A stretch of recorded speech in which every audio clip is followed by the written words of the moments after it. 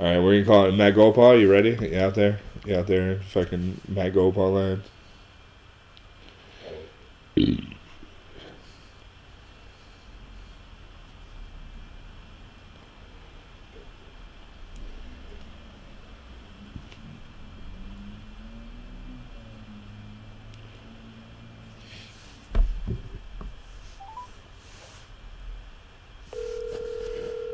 I have an Arkham song queued up, but I don't have to pee yet, so.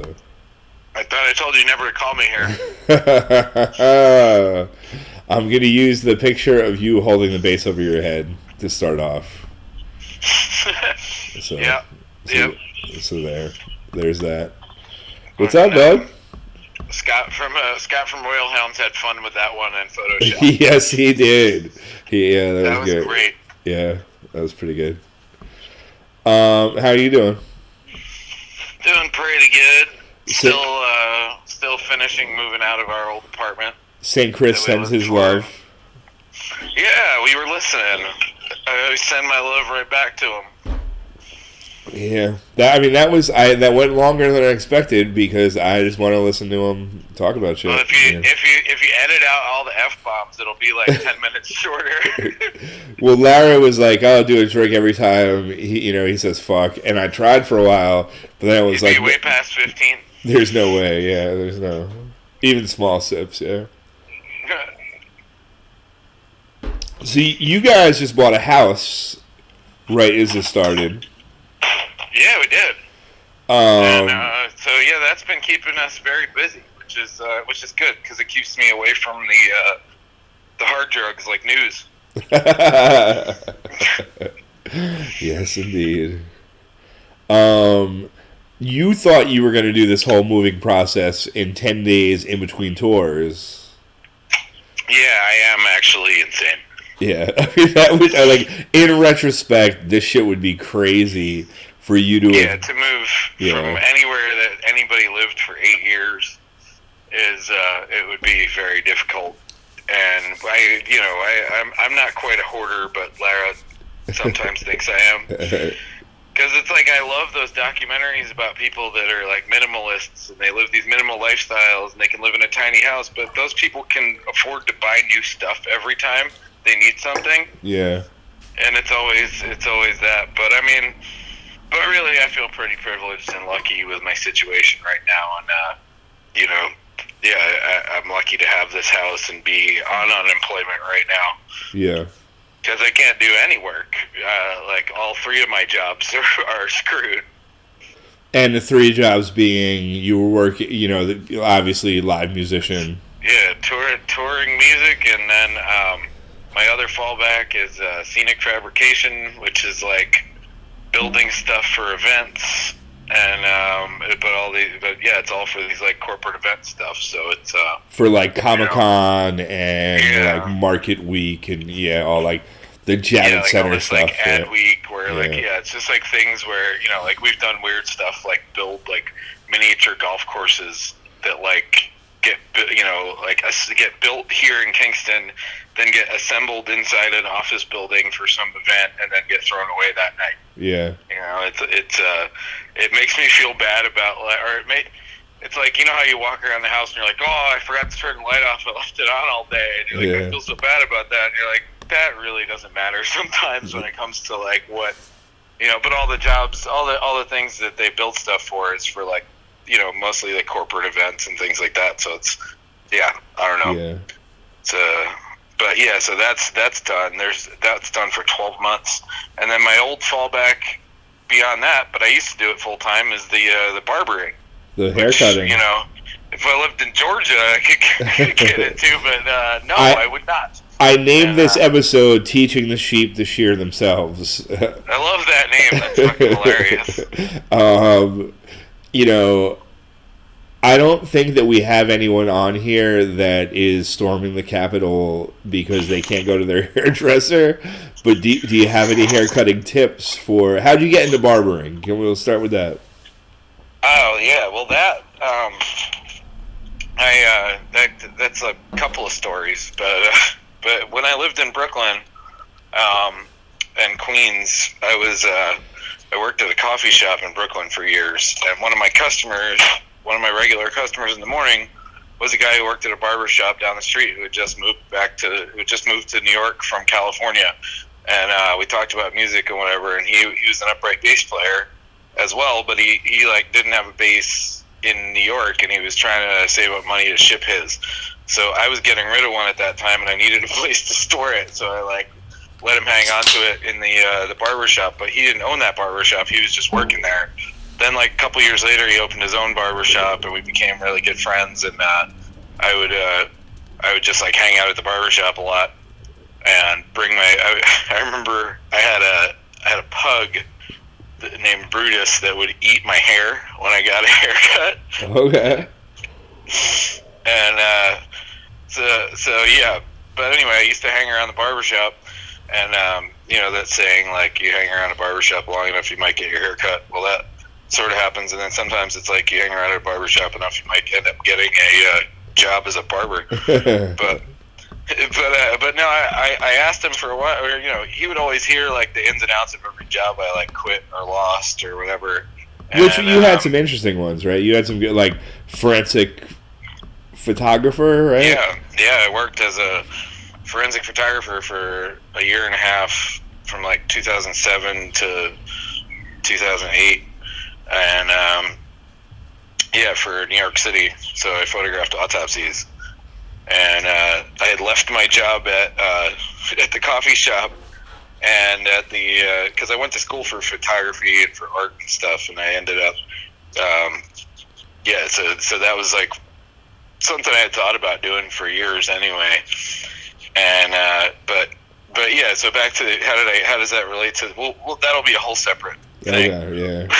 I'm not a good interviewer. I left that job because not because I couldn't take it. It was actually kind of it was interesting, and I loved the people that worked there. And but yeah, I stopped doing it because I wanted to be able to tour and play music, and I wasn't able to do it with the scheduling there. And I wasn't making enough money to give it up.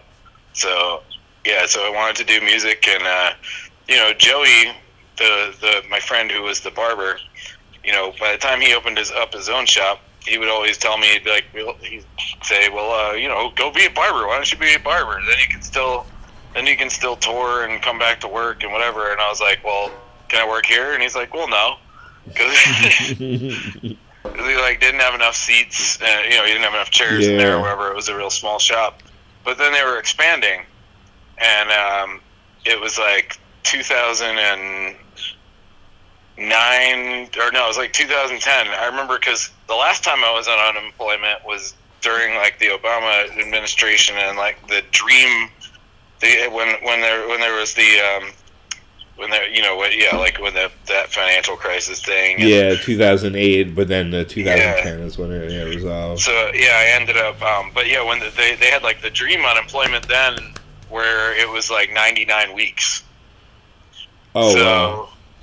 So I was on that because I got fired from my coffee shop job that I'd gone back to working at, but I got fired from there, so I qualified for unemployment, which paid me based on my salary from the medical examiner's office. So I had nice. I had like the max thing. So I used that time to because I got tired of unemployment asking me to go get a job. So I went to school because Joey, the barber, he had let me know that he was expanding, and he was like, hey, go to barber school, we're going to be opening a bigger shop. So I did the barber school while I was on unemployment. Nice. And in New York State, it's like 500 hours to become a barber. There's like that's a lot of hours. Different. Hairstylist is different, and then and if you like apprentice, that takes like 2 years. Wow. But to do the licensing thing in New York City, and in New York State, but it's 500 hours, or at least it was 10 years ago. And so I did that, and I went to school at this barber school in Manhattan. It was called Atlas Barber School, and originally it was in like maybe its third location, but it was in the East Village, and they started it in like the 40s, and then I think it changed hands like twice. It just closed like 2 years ago or something. All right. But as it turns out, I found out that like Seth Kessel that I played music with, and it turns out that I think like his grandfather like owned that school originally. That's a funny turn of events, right? Yeah, which is nuts. Like he only told me that like 2 years ago or something. Huh? And I was like, no fucking shit. Fate is funny. But yeah, so that was that with that, the way that they train you is like a hands-on thing where people come in off the street because it's Manhattan. So for $5 haircuts, you end up cutting people's hair, doing that, or a lot of the time it was you'd get people that were in like rehabilitation sort of programs, like kind of where people were getting back from like being homeless or whatever. People in like those sort of programs, they would get vouchers from the city to go get haircuts. Yeah. So because then they have a job interview, you don't want to look. Yeah. Yeah. So we had a lot of that. Had a lot of those. So yeah.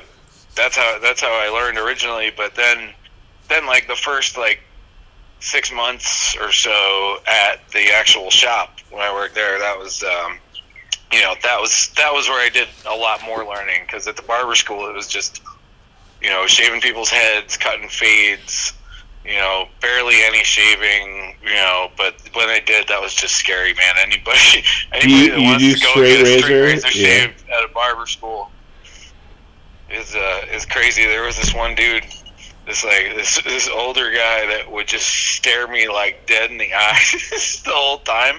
He would come in for a shave, and his skin was just like the texture of like a basketball. And you would straight razor shave this motherfucker? Yeah, and it was like, dude, at the barber school they charged like $3 for that shit. I would not want to. I don't know. Oh yeah, never. Mike Brand just walked in with Marlboros and a 30-pack of High Life. How do you feel about a straight razor shave? Who would you trust to do that? You wouldn't trust anybody, right?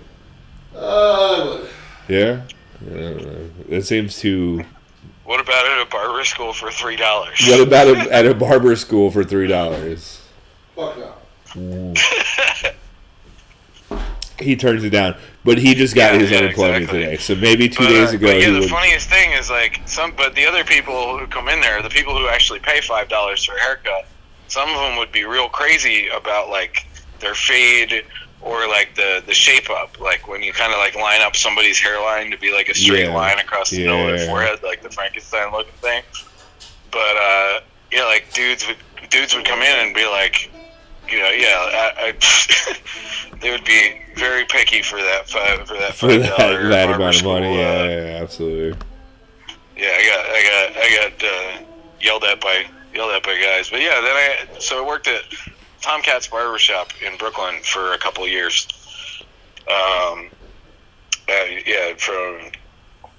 So it was somewhere around 2010 to 2012 and a half. And then I was cutting hair just out of my house up here.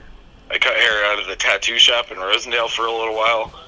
And I worked at a shop over in Rhinebeck called Iconic, which then like one of the guys that I met there opened his own shop out in Pine Plains. And I worked for him a little bit. Pine Plains, I think that's where we recorded the full-length Tiger Piss album. Is that like out in Onion Town, kind of like Orange County? No. No, it's across the... you're talking about... that's something else. Yeah, I forget. Dover Plains or something. No. Yeah, I don't even know. But yeah, I don't know. The barbering thing worked out for a couple of years, to supplement being able to tour. And, the time that I worked at Tomcats, I was able to actually, do a lot of music stuff. Yeah. travel a bunch. But Well, yeah, the working Arkhams, full-time. right? The Arkhams is the Yeah, it was band when I you was doing did. the Arkhams. When I did that, I also did a more obscure, which was like that kind of like gypsy punk sort of band. Yeah, right on. How hard is it? Are you cutting your own hair right now? Not this minute, but I need Yeah. to. No, but I've been doing. currently I've been giving you are myself giving like yourself this, haircuts. Yeah, I give myself haircuts, and I always wanted to learn to do it myself. Like, anyway, I would like growing up and going to high school and everything. Like, I was like a punk rock kid, so I would always shave my own mohawks. Yeah. Okay. And stuff. So which was funny because it led to me like even when I was in barber school, like just not being used to that whole conversation that people have with their barber or anything. Yeah, what are you looking for here? Yeah. Years. Yeah. And so yeah, but yeah, because of that, that's usually what I'll do is and I shaved my head for years too, so that was that's easy, and I recommend that for everybody at home. It's extremely easy, because if you're used to, because it's interesting, like if you're used to working in a mirror, after a while you get from cutting hair, like regularly. I got used to working in the mirror, so then so you work backwards. My movements don't feel stupid when it's all backwards. Like I have a hard time. If anybody has one of those like 3-way folding mirrors in their bathroom, the ones that like fold like in on either side, like those are great for doing your own haircuts at home. Yeah, because you can see you can see the back, you can see both sides. And really, if you get some kind of a clipper kit that has like different guards on it, like the number 1, number 2, number 3, or whatever, it's actually pretty easy to fade your own hair at home. Even to just do like a little bit of a tapering thing down towards the bottom. Huh? And do you have any tips for that? Like I don't. I would say like go with the longest length you're gonna do, which would be higher up first, and then work your way down into the guards. But like you kind of think of it as like blurring a line, even if you were like drawing a picture or something. Okay. Or like where you do it like kind of you take the 3 like let's just say it was like But it's pretty easy to do that, or if you mess everything up, just be comfortable with shaving your own head. It's cool. There you go. Right now there's also like, in the last like bunch of years, it's been like trendy for girls to shave like a patch out of the side of their head. So, now's a good time to do that. If it's gonna stop you from picking up a AR-15 and storming your state capitol. Well, I saw this meme the other day. I need my hairdressers. It had this dude that was like, "Oh, I can live for 2 years off the grid." And then it's got like the same dude like protesting like, "I need my hairdresser." I had a good name. I was walking the dog the other day. And I had a fucking great name for like a survivalist bartender or hair tender fucking thing. Fucking what? I can't remember. But I had a good name. Now's the time for the fucking drive-in Flowbee clinic. Exactly. It's just make it like a car wash. Like have like a. Where you just put your head out the front driver's side window. And they just fucking trim that shit out. Yeah, remember the Flowbee? I do, yeah. Like attached to your vacuum? Vaguely. What a terrifying fucking... I never had one, but I remember seeing the commercials. Like, what a terrifying thing, man, because cutting kids' hair is already crazy enough anyway. Yeah, I wouldn't want to do that. It should be a job left up to the parents. I have a picture up now of you washing Dolly in some kind of industrial sink. Oh, in the it's at the car wash in Port Ewan. They have a dog wash. Right. It's amazing, and if you That's the second time we've been there, because the first time was when she got skunked a couple of years ago. Like right before tour, she got skunked on St. James Street in Kingston. That's fucking nutty. There's some fucking punk rock skunks on this street. Oh yeah. Yeah, I'm not a fan.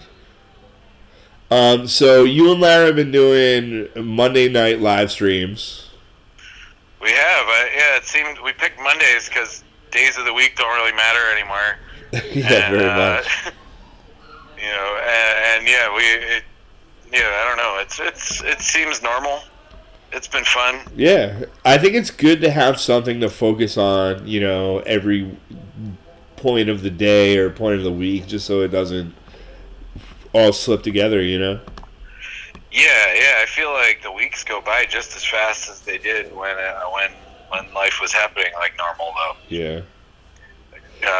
It's crazy. Well, you're used to being on tour, and I think that this is kind of being on tour for people that work in offices and shit, Yeah. It's your day doesn't, time doesn't mean anything anymore, but you have this 1 3-hour thing you have to do, or what, you have to. It's kind of I don't know. Yeah, luckily I've been working on my house and working on moving out of our apartment because we had a subletter. As you know, we had a subletter there, renting our room out for the time that we were supposed to be on the tour. That got canceled, so we couldn't even get to our stuff and the whole procedures of how to even get our stuff back while she was still there. Yeah. It was, and we were letting her stay there too for April because we didn't even ask her for the money for April because it was just what the fuck? Yeah, asking anybody for money in the middle is stupid. And our first mortgage payment wasn't due till May 1st, so we haven't had to defer it yet. And I'm gonna try and keep it that way. But how have the live streams been going? It's been about a month now, so you should probably be on your 4th or 5th Monday live stream, right? Yeah, and it was the first week was really good, and then we still have a lot of people tuning in. Yeah. But yeah, I mean, there was people were tipping like crazy, and but that we knew that wouldn't last. But has it slowed down? Plus, it's slowed down a bit, but also, I mean, it's totally understandable because people are consuming music so much right now, and I hope that they're spreading it around. Yeah. I would imagine that people are okay, well, I can afford to to tip this many of the things that I'm watching. One thing that really weirds me out though is when I guess Megan Jean got kind of trolled really hard during hers yesterday. Oh no! And it's who the fuck is watching things that they don't like? Yeah. Right now, really, I understand that. Yeah, you're bored. You're probably at home, whatever. But even if you watch a bunch of stuff, there's so much content out there that you really don't. Yeah, you don't have to watch something you don't want. Yeah. Spend enough time watching something you don't like to then start engaging with it negatively. Yeah, I mean that's kind of me and Chris were just talking about that, where it's just I don't know. Yeah, there's no reason for it. I don't know. Yeah.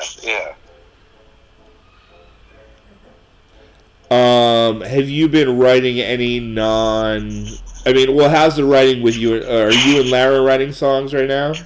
Yeah, we're almost done with an EP. For the Gold Hope stuff. That's all quarantine-related songs. Okay. And, some of them were about us and our experience, and we're just wrapping up another song about that where it's a thank you to all the essential workers. And, we're going to try and get all these things recorded in the next couple of weeks. I'm setting up our studio right now. Yeah. That's going to be in the garage? Yeah. Nice. What's your Arkham's process now? Because you've done a couple one single with the Arkhams. Is that just whenever you have something written, you'll get everyone together, you and Bobcat, and you'll do it? Well, Bobcat and I have a backlog of stuff to record and to work on. Yeah.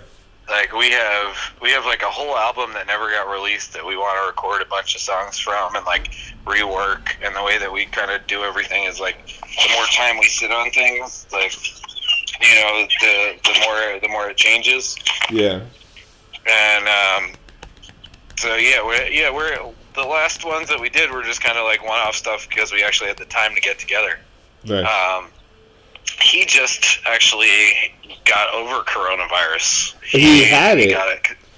He had it. Like he was Long tested, and he really.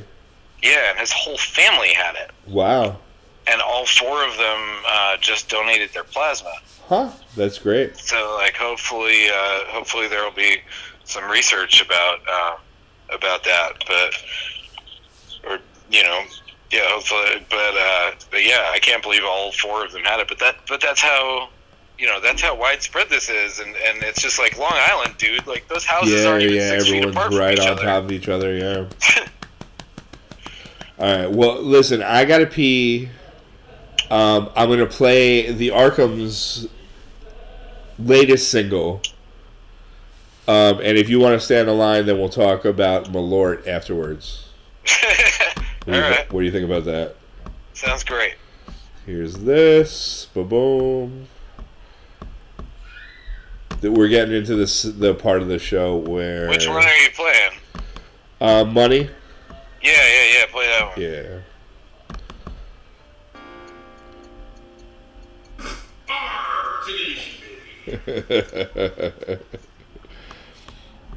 Good grief. So yeah, I was thinking while you were peeing. Yeah. I was thinking about some of the people whose hair I cut of note in New York City when I worked in New York. Igor Cavalera, right? Yes, yeah, from Sepultura and that's a great Cavalera Conspiracy. Him and Max were in the shop because Cavalera Conspiracy was on tour, and I didn't recognize them because they didn't have like dreads, Yeah. Because the last time I had seen either band was way back when. So so this guy's in my chair. He's Brazilian. His name is Igor. I knew that much, and I'm just like, oh yeah, what are the fucking chances? And then like he was talking about I forgot what we were talking about, but then I was like, you're not like Igor Calavera, are you? Yeah. You're not the guy from Sepultura, but my brother Max is right over there. I was like, what the fuck? And Tim Williams from VOD was one of my regular customers as well. Okay. I think remember that band? Yeah, Ian Fuller is commenting now. I feel like Joey's Throwing Elbows and Mirth used to play with a band that was like part of VOD. I don't know. Maybe I'm making that shit up. I don't know. Yeah. But yeah. So I have the Malort up now. Oh yeah. So do we want stuff? So me and Matt's birthday is June 15th, and mine is December 6th. So we had this ritual. We did this tour with the Cutthroat Freak Show, who's on next. Whereas the Arkhams and Tiger Piss, and we toured out to the Midwest, and we did Horror Hound in Columbus, I believe. It was. And then some dude saw that we were touring as this like weird freak show punk rock circus thing. Was it Fort Wayne, Indiana? I think it was. It was somewhere in fucking Indiana. So he was like, "Oh, you need to come out and do a show here." And we were like, well, can you do a Monday night?" He was like, "Sure." We drove all the way out to fucking Indiana. As soon as we got there, you knew it was not going to go well. Like, the bartenders were like, "Oh, who booked the show? Oh, that guy? Oh." So we did the show, the freak show, 2 bands, did songs that we weren't doing the whole tour. We tried to impress ourselves. Like, I think Cutthroat lifted your upright bass. I think we all put on, like, the best show of our lives. Exactly, yeah. It was a really good, fun experience. But the bartenders, or the 4 people that saw it, gave us this cardboard box full of liquor to take home. It was all like whipped cream, vodka, whatever. Orange creamsicle this. Exactly. So we had Matt on the drive to Cleveland. I think you did orange soda and whipped cream vodka, and that was delicious. Right. It was still disgusting, but yeah, delicious. I did dragon fruit vodka and tonic, and I think it tasted like perfume smells, or like or like you if you were just gonna drink a bottle of perfume. Yeah, or if you just spray some in your mouth. Exactly, pretty much. There you go. Yeah, that's exactly how that tasted. But we got this bottle of McCormick Scotch that we had for, like, I think about 6 years. It's like the shittiest Scotch in this plastic bottle. Yeah, well, that was the first thing I reached for in that box because I thought it was like the most recognizable, just booze-flavored booze. And was like, all right, this will be good. And it was not. It was just, it must have been sitting really there. Like, they must have just had it, like, aging in the sun for, like, for like 10 years. Yeah, it was brutal. Bad. But we had it, I would take it. I think with that tour was in the spring, so it was Matt's birthday, so I bring it over to his house. We do a shot. It stays on top of his fridge until December, where he would come over to my house. We do a shot. It would stay on top of my fridge until June. Since both of us have a lot of touring musicians at our houses, exactly, it's like booze gets drank all the time. Exactly, so the more disgusting the booze, that's the fun of it. And this shit lasted for fucking 5 years, and then we finished that bottle, and I can't find McCormick Scotch anywhere. So we even if you could, like, I don't know if it might accidentally be good because, like, who knows what that bottle had gone through. That's a good song right there. Like, where that bottle of McCormick Scotch went through. Like, it had a worse life than you did. Yeah. Know this before you put it against your lips at the end of your tough day. But I think we bought a bottle of Old Smuggler to try to pass back and forth, and that got finished immediately. It never even lasted to the next birthday. So now we have Malort. Does anyone, watching this know anything about Malort? Because it's interesting. Like, I should have gotten some of the memes up.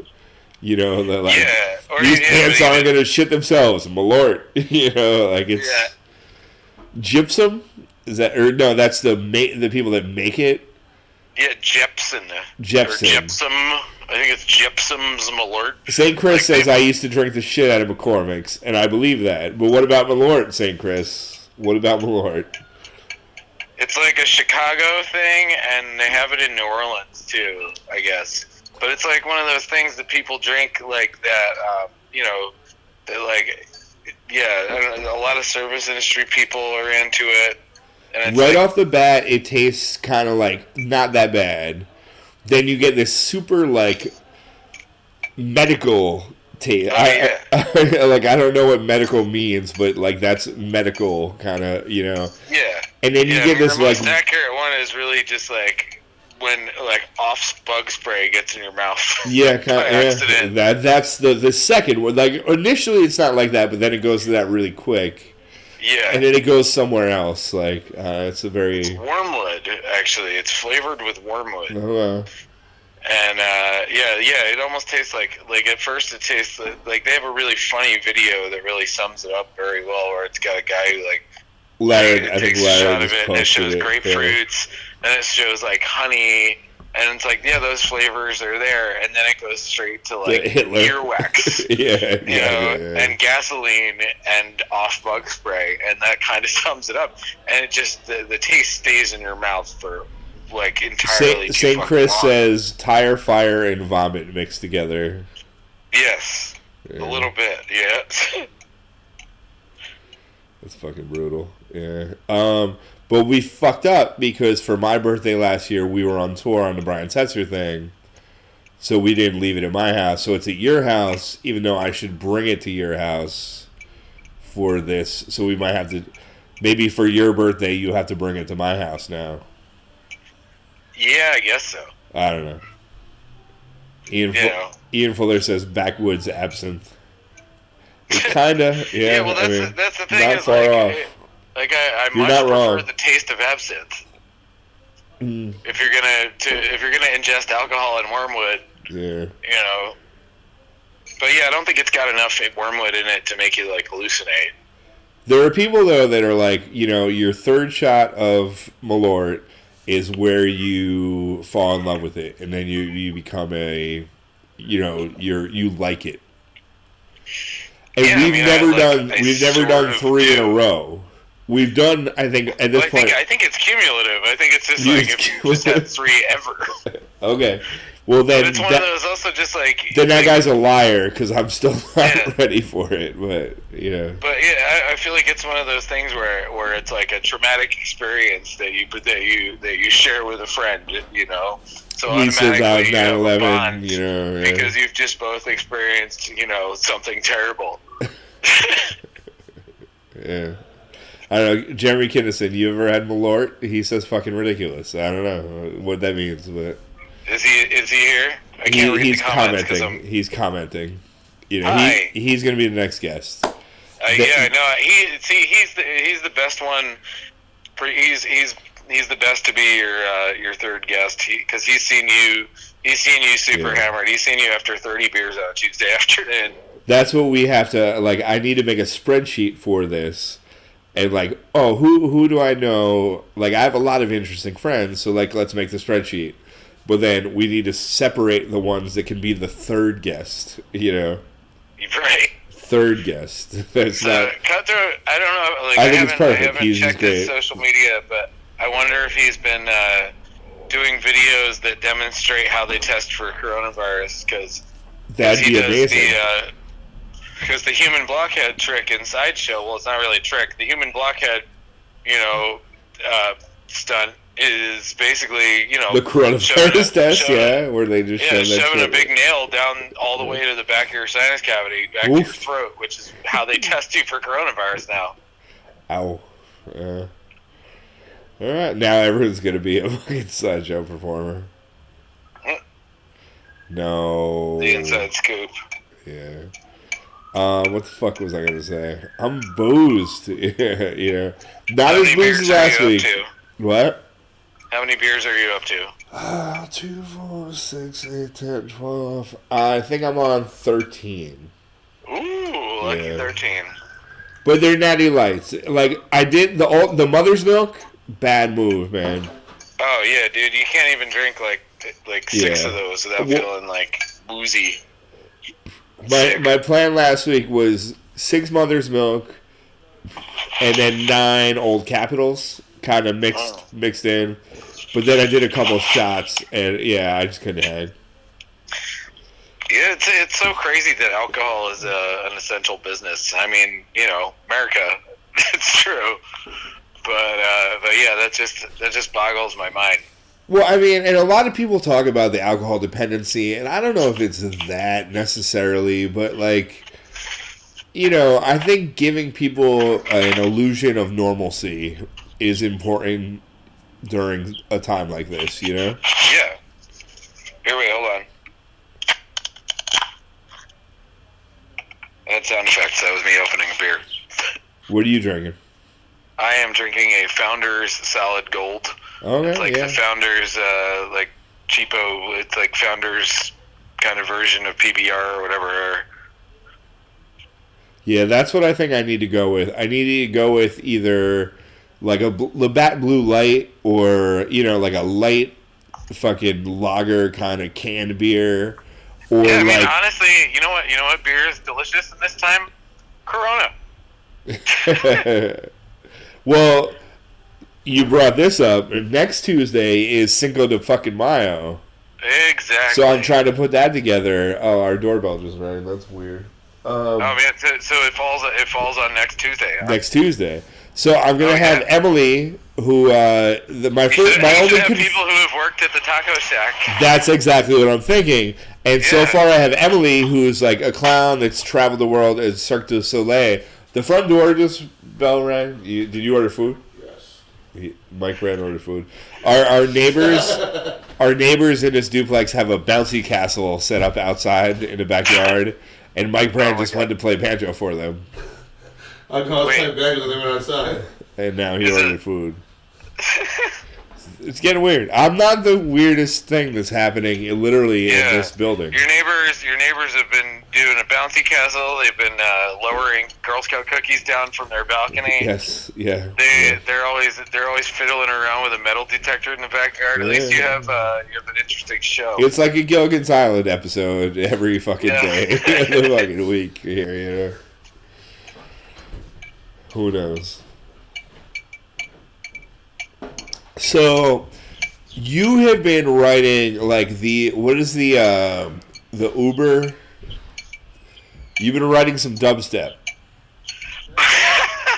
You make that sound like that's like a thing I do or I'm good at or something. I mean, I don't know.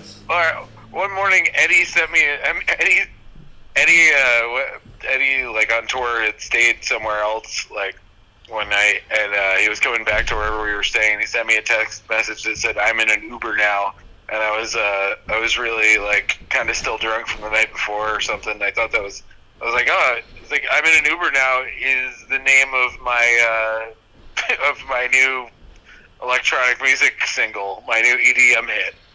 So I like proceeded to just pull up GarageBand on my phone and start making a stupid song, and I lost it because it was on my old phone. But just sampled myself saying "I'm in an Uber now," and then made some Euro disco sounding music for it. It was fun. I kind of wish I could hear that right now. I'll have to remake it. And I kind of love the idea of people making stupid music, you know. Dude, I had a band. Well, I had like a joke band with my friends, like, oh god, in like '97 or '98. And it was just like samples of me making stupid noises and then like looping them and making like looped kind of like electronic music out of that. And we called it Anal Beatbox.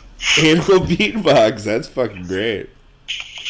It was like we were staying at a friend's house. I was staying at a friend's house with another friend, and like his parents, it was like we were like 17 at the time or something, and his parents had had somebody staying over that was like convalescing in some kind of way, so they're like, oh, make sure you be quiet. So like we're up there just like laughing to the point of tears because it's just so ridiculous when you start looping stupid noises. And I gotta dig some of that stuff up for you to play during your guests next week. There you go. Two-part question. How do you feel about Nirvana? And did you see the Post Malone thing? You showed me some of that the other night. And yeah, I don't know. I've always been a Nirvana fan ever since I was a teenager. Or no, the teenager. I was in junior high school when Nevermind came out. And yeah, I was hooked. Yeah. And my aunt actually she used to teach with Dave Grohl's mom, and so for years I always heard this that she knew Dave Grohl or whatever, like not like him personally but his mom, and then that they did know each other, and but I always thought it was like whatever, that's not true. And then years later the girls actually sent flowers to my grandmother's funeral. And then in 2003 or 4, and then I never heard anything else about that since. But I was like, okay, cool. So Kathleen really does know them. My aunt's name is Kathleen. Yeah. And then last summer, or 2 summers ago in 18, the Foo Fighters were at Madison Square Garden, and my aunt was like, "Hey, do you want to go to a Foo Fighters show and go backstage?" I was like, "Absolutely," And I went, and I wasn't even really I wasn't always a huge Foo Fighters fan, but after that, I started listening to them a lot more, and really getting into it. And and now it's obvious to be like, oh, at times like these is a great song for times like these, but it really fucking is. Yeah. And it's interesting to think about how when those miners were in, I think it was Chile or something, where they were stuck in the mine for 30 days. Is that what that's about? Yeah. And no, but it's not what that's about. But those guys, they requested to get Foo Fighters music. Oh wow. They got when they were stuck in there, they got an iPod full of Foo Fighters music lowered down, which is wow. yeah. What? That's insane. Yeah, it really is. But I remember seeing a video of you at that Madison Square Garden show, shotgunning fucking Coors Light with like Dave Grohl and the dude from like what was that show? Fucking Workaholics is just like encouraging everybody to fucking you know shotgun a fucking Coors Light, and I was like, what the fuck is going on here? It's bananas, man. The funny thing is that they had way better beer than that too earlier. Yeah. Like if you went into like the press room there or whatever, dude, there was like it was crazy. Like you know, you go up to the concession stand and it costs you $18 to get like a 22-ounce beer. Meanwhile, like just for like friends and whatever, like everybody that you know that they have as their like guest list or whatever, they just gets like free like craft beer in like kegs or whatever. But I didn't even like know. Yeah. Anyway, I was only back there for a couple minutes, but it was cool. It was fun. I love that fucking video. But Nirvana. It's always been a thing. But Post Malone, huh? I mean, that was really good. Like, and they opened with Francis Farmer, which is like you can tell. Like, I think how good a Nirvana cover set's going to be by what they open with. You know, right. Like if you open with, I don't know, like In Bloom or something. Like I don't know, maybe this is not gonna. And Post Malone played In Bloom later, but if you're gonna open with that, maybe this isn't gonna be so good. You open with Teen Spirit, like you know, they didn't even play Teen Spirit, obviously. Yeah. But opening with Francis Farmer, that's like one of the you know, it's like super tone heavy. Like I don't know, you're setting shit up. Oh yeah. Yeah, I don't know. I'm talking crazy, man. So yeah, I don't know. Does anybody have any questions about haircuts? Anybody? You know, I wanted to figure out how to have people call in and we could both hear their call, but I didn't do that this week. So if anyone has any haircutting questions, so you don't have to storm your state capitol, type them in now. I think that yeah. Come on, fuckers. You know, I mean, well. I wish that I got to see more, like, I mean, I wish I could go out more or whatever everybody does, but it would be funny if I, like, somehow was able to just get access to, like, seeing what people's home haircuts were like. Yeah. You know, I wish I saw more bad ones when I was in public, but, I don't know. I have a shit time with the beard where it's like, oh, I cut this side, oh, that's much shorter than this side, and then I got to cut this side, you know, it's like, you can never get them equal, so you can just keep cutting them down. Is like kind of. Oh yeah. And then you're just taken away.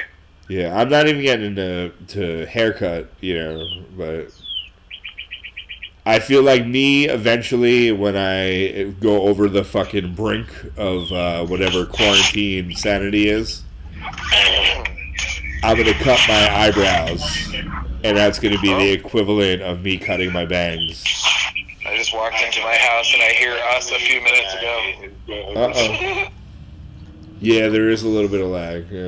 Yeah, dude, last night our live stream as the duo, there was like a really, like, the sound was fine, but there was like a video issue, but it looked like one of those, like, 80s music videos, like the Yaha video. Oh, were you, like, all, like, back in...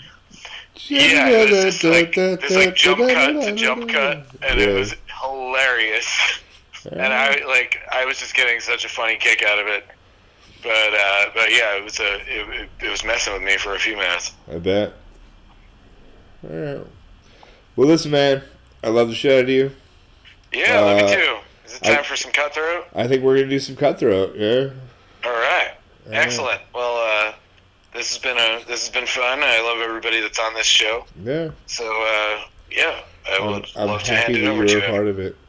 Which page? I'm fucking drunk, but that's okay. We're gonna persevere. All right. Love you, dude. All right. Later, man. Bye-bye.